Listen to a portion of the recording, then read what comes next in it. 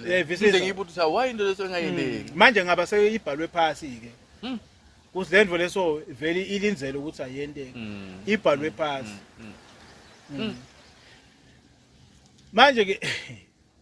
uma umuntu athathwa kadzeni lo ntombazane even nalo mjida bekungesikhathi ukuthi kufuna bamale bamyale uma kasuka lekuwo nangala kube ngiloko ya bamyale nawe uyinvoza bahlale phansi la ekhaya bakwale bebanika yona le contract angisinede ayibhalwa phansi wena uyale uvele siwathi kahle usengilenzele lokho yebo angina complain ale because icontract vele isho njalo